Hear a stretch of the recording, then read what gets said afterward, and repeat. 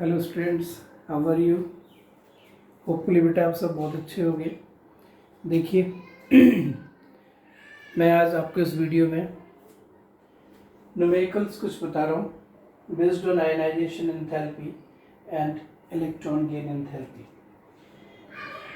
बेटा ये न्यूमेरिकल्स करने के लिए आयनाइजेशन एनर्जी और इलेक्ट्रॉन गेन एंथैल्पी की बेसिक डेफिनेशन हमें आनी चाहिए। Ionization energy defined as the minimum amount of energy required to eject an electron from the isolated gaseous atom. Then it is called ionization energy per mole. Similarly, electron gain enthalpy defined as the amount of energy released when an extra electron is entered to the isolated gaseous atom per mole, known as electron gain enthalpy or electron affinity. So if you want to solve the numericals, then definition should be clear in your mind, and the definition basically defined for per mole. So remember, it's a per mole word. Now it is given that I am solving a question. Suppose magnesium is given. Its first ionization energy is 740. Second ionization energy is 1450 kilojoule per mole. It is given. Okay. So what do you mean by this one? It means it's a meaning. If you have 1 mole means 24 gram magnesium. Then by providing 740 kilojoule energy, magnesium converted completely to the magnesium gaseous ion. And if for magnesium gaseous ion we provide 1450 kilojoule energy, that is the second ionization energy, then we converted it into the completely magnesium 2 plus gaseous ion. Now question is this: if you have 1 gram magnesium,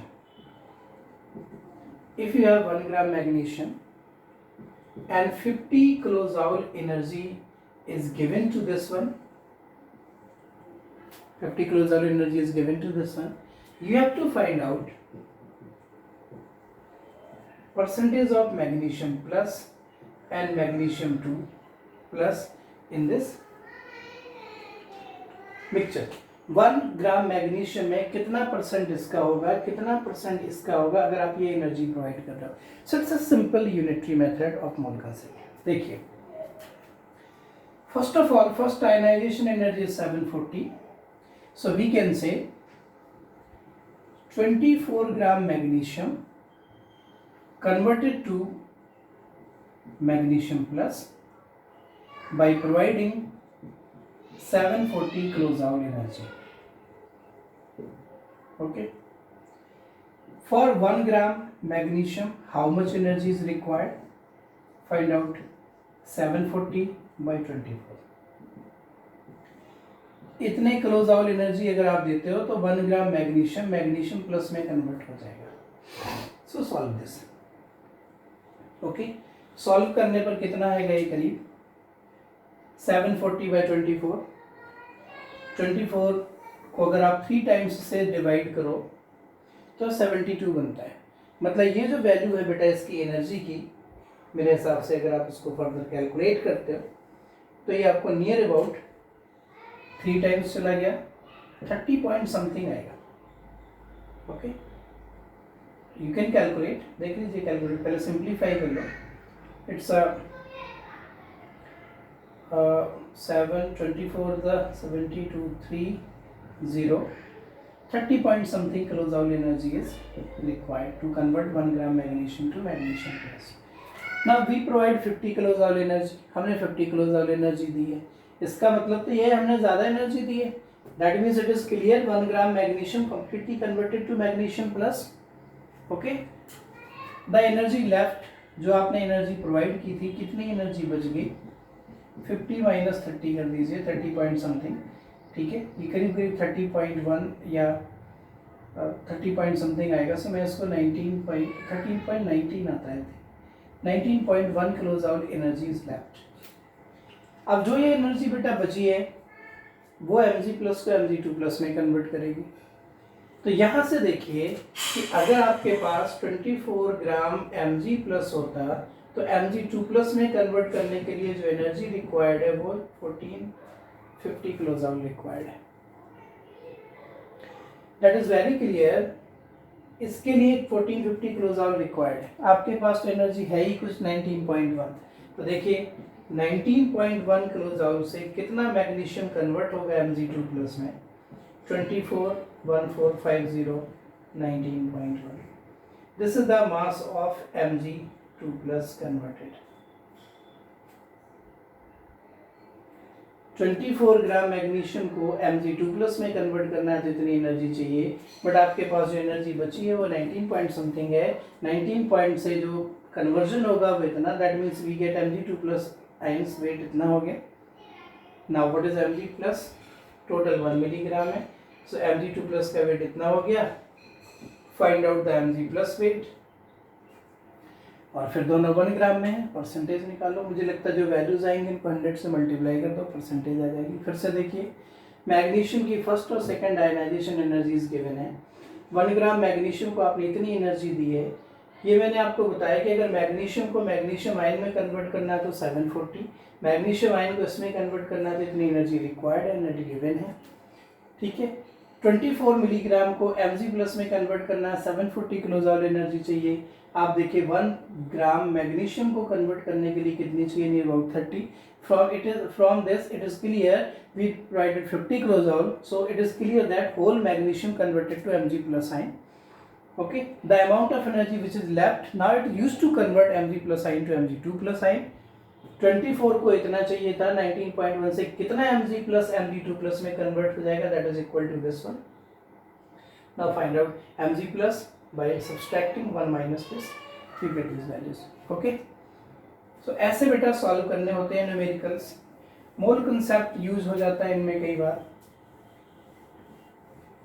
अगर आप इनको electron gain enthalpy के बारे में देखते हो कि कैसे करना है, तो इलेक्ट्रॉन गेन एंथैल्पी, जैसे सपोज क्लोरीन है, इसने 1 इलेक्ट्रॉन गेन करा, Cl माइनस में कन्वर्ट हुआ, तो जो एनर्जी ये रिलीज करेगा वो इसकी इलेक्ट्रॉन गेन एंथैल्पी होगी पर मोल। एंड अगर मैं देखूँ इनकी इलेक्ट्रॉन गेन एंथैल्पी पर मोल, नियरली अगर आपको वैल्यू इसकी गिवन हो कहीं पे, क्लोरीन के लिए ये वैल्यू है नियरली -349 किलो जूल